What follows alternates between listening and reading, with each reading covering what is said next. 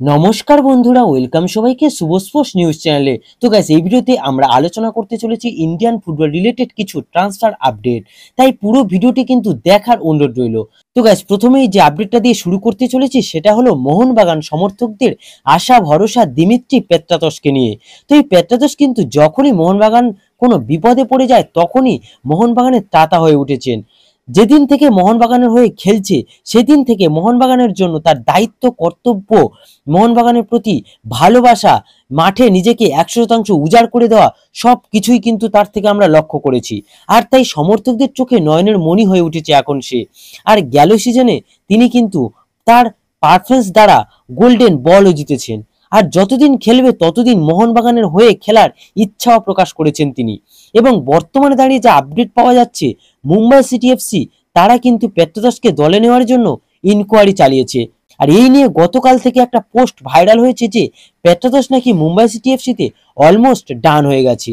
তো বন্ধুরা, তাহলে তোমাদের বলে রেখি, এই নিউজটা কিন্তু পুরোটাই ফেক নিউজ। কারণ দিমিত্রি নিজেই বলেছেন যতদিন ভারতে থাকবে ততদিন সে মোহনবাগানেরই হয়ে খেলবে এবং আগামী সিজনেও তিনি মোহনবাগানেই থাকছেন। তো এবার দেখো, একটা প্লেয়ারের উপর যে কোনো ক্লাব ইন্টারেস্ট দেখাতে পারে, মুম্বাইও সেটা করেছে।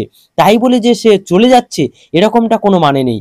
তাই এই ফেক নিউজটা নিয়ে দুশ্চিন্তা করার কোনো কারণ নেই, নিশ্চিন্তেই থাকতে পারো। তো এরপরে তোমাদের যে আপডেটটা দিতে চলেছি সেটা হচ্ছে জিতেশ্বর সিংকে নিয়ে।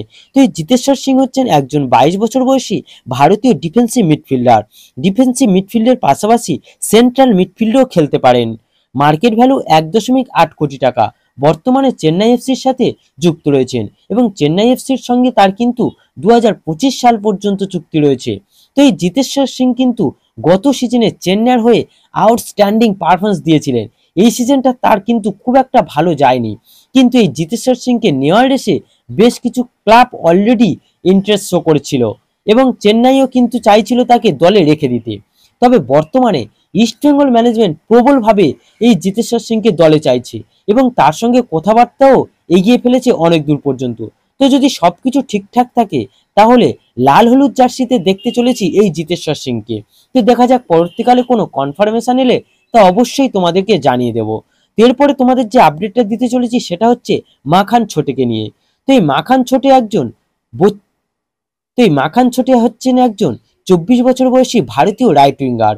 রাইট উইংয়ের পাশাপাশি সেন্টার ফরওয়ার্ড আর লেফট উইংয়েও খেলতে পারে। মার্কেট ভ্যালু 80 লাখ টাকা। বর্তমানে হায়দ্রাবাদের সঙ্গে যুক্ত রয়েছেন এবং হায়দ্রাবাদের সাথে তার কিন্তু 2026 সাল পর্যন্ত চুক্তি রয়েছে। তো এই মাখান ছোটে এই প্লেয়ারটির উপরও কিন্তু ইন্টারেস্ট শো করেছিল ইস্টবেঙ্গল ম্যানেজমেন্ট। আর সে নিজেও চাইছিল হায়দ্রাবাদ এফসি ছাড়তে।